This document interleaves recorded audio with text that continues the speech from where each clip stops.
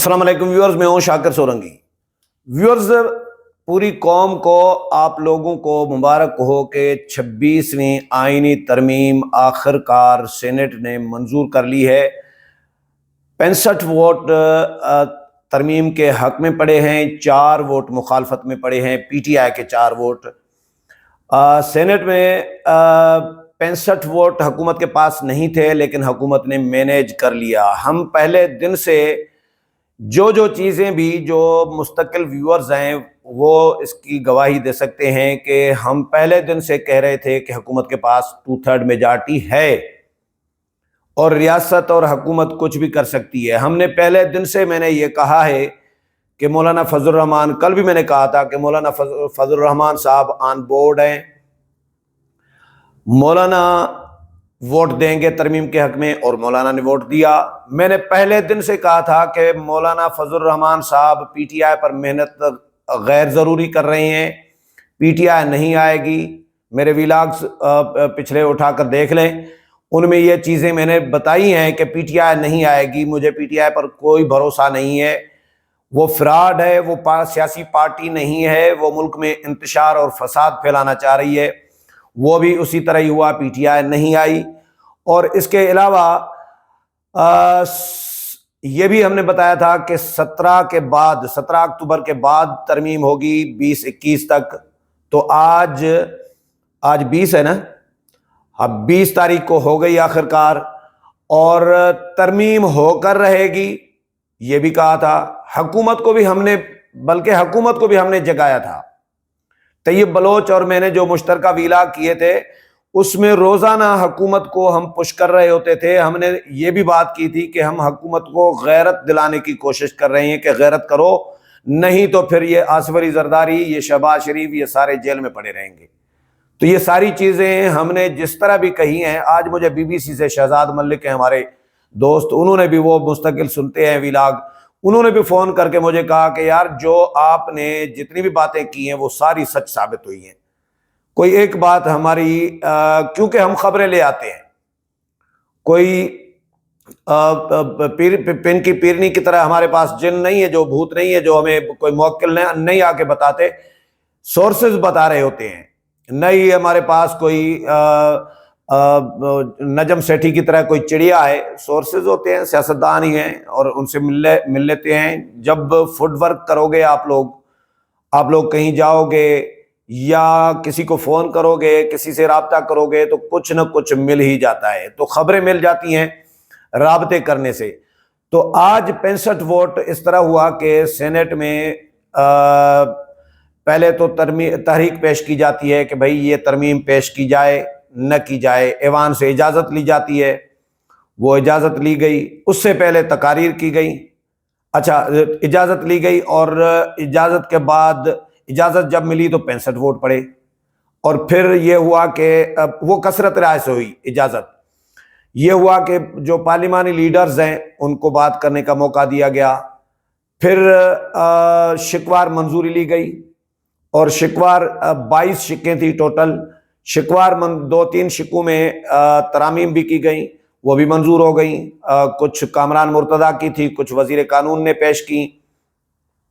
اسی طرح جو شکوار منظوری جب لی گئی تو دوسری شک جو تھی، پہلی شک جو ہوتی ہے وہ ٹائٹل ہوتا ہے، پریمبل ہوتا ہے اور ٹائٹل ہوتا ہے، یہ پہلی شک میں۔ دوسری شک جب منظوری کے لیے پیش کی گئی اور جو حمایت میں تھے ان ممبران کو بینچز پر کھڑا کیا گیا کہ کھڑے ہو جائیں اپنی نشستوں پہ، تو گنتی کی گئی تو 65 تھے۔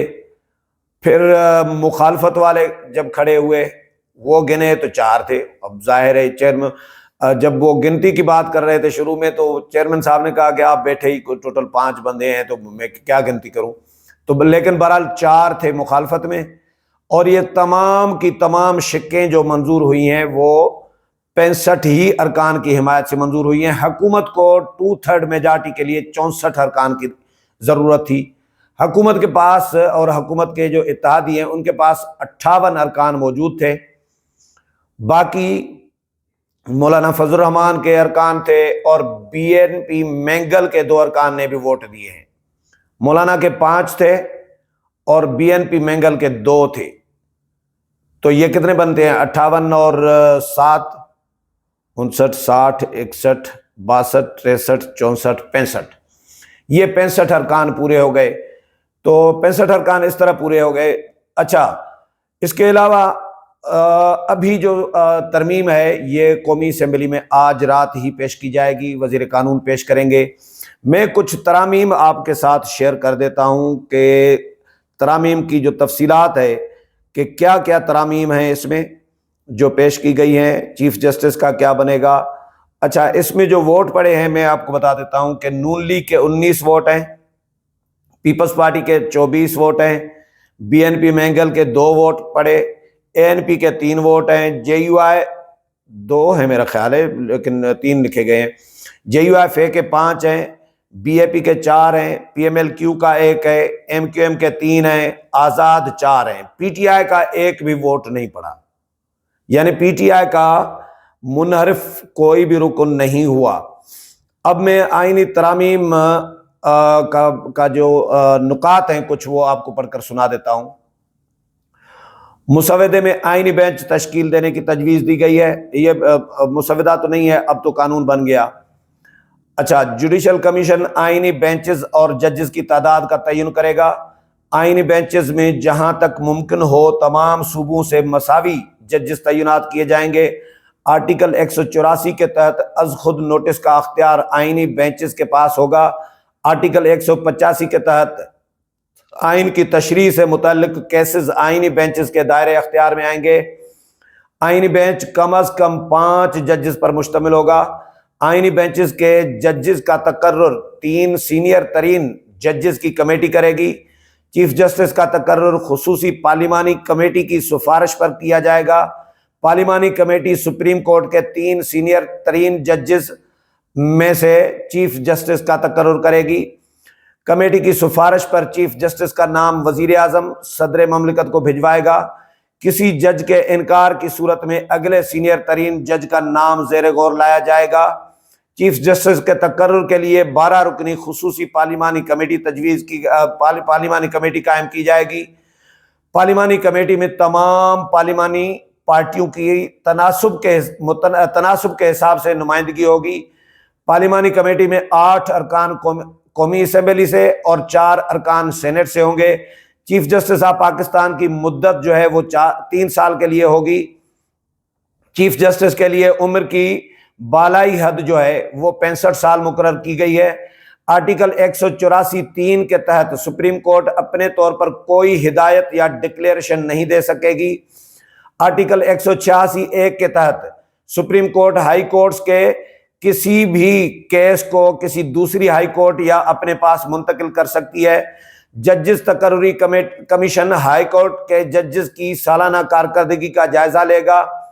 سپریم کورٹ کے ججز کا تقرر جوڈیشل کمیشن کرے گا۔ چیف جسٹس کی سربراہی میں جوڈیشل کمیشن میں 4 سینئر ترین ججز شامل ہوں گے۔ وفاقی وزیر قانون اٹارنی جنرل بھی سپریم جوڈیشل کمیشن کے ارکان ہوں گے۔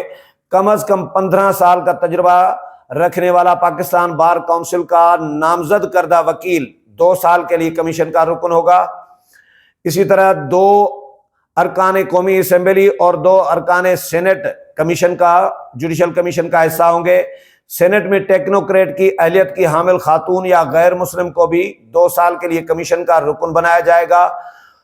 اچھا جی، آرٹیکل 38 میں بھی ترمیم کی گئی ہے اور جس حد تک ممکن ہو سکے گا 1 جنوری 2028 تک سود کا خاتمہ کیا جائے گا۔ آرٹیکل 48 میں بھی ترمیم کی گئی ہے۔ وزیر اعظم یا کابینہ کی، یہ بڑا امپورٹنٹ ہے، وزیر اعظم یا کابینہ کی جانب سے صدر مملکت کو بھجوائی گئی ایڈوائز پر کوئی عدالت، ٹریبیونل یا اتھارٹی سوال نہیں اٹھا سکے گی۔ یہ ترامیم ہیں مجموعی طور پر جو آج سینٹ نے منظور کر لی ہیں۔ اب یہ بل جو ہے آئینی ترمیمی بل 26ویں آئینی ترمیم کا بل قومی اسمبلی میں جائے گا اور قومی اسمبلی سے بھی منظور ہو جائے گا۔ تو اس کے بعد قاضی صاحب کے لیے وزیر قانون نے کہا ہے کہ بھئی قاضی صاحب ریٹائر ہو جائیں گے، جیسے ہی ریٹائرمنٹ ہوگی تو وہ گھر چلے جائیں گے۔ قاضی صاحب کو ایکسٹینشن کوئی نہیں مل رہی، اور قاضی صاحب نے ایکسٹینشن مانگی بھی نہیں ہے، انہوں نے انکار کیا ہے بلکہ کہ بھائی مجھے ایکسٹینشن نہیں چاہیے، بار بار کہا ہے۔ علی ظفر صاحب نے درخواست کی تھی اپنی تقریر میں چیئرمین سینٹ کو کہ میری ریکویسٹ ہوگی کہ جو ہمارے منحرف ارکان اگر کوئی ووٹ دیتے ہیں اس ترمیم کے حق میں تو ان کا ووٹ کاؤنٹ نہ کیا جائے۔ بھائی ووٹ کاؤنٹ نہ کیا جائے تو پھر 2/3 میجارٹی کیسے پوری ہوگی؟ اور ووٹ کاؤنٹ نہ کیا جائے تو پھر یہ آرٹیکل 63A کا جو فیصلہ آیا ابھی قاضی صاحب نے دیا تو اس کا کیا فائدہ؟ بھائی اس کے تحت تو ووٹ گنا جا سکے گا اور گنا جائے گا۔ تو آج اسی طرح ہی آئینی ترمیم منظور ہو گئی ہے سینٹ سے، اب قومی اسمبلی سے منظور ہو جائے گی، اس کے بعد کوئی اپڈیٹ خبر ہوگی تو پھر آپ کے ساتھ شیئر کروں گا۔ میرے پروگرام پسند آئے ہوگا، اگلے پروگرام میں پھر ملاقات ہوگی، تب تک اجازت چاہتا ہوں، اللہ حافظ۔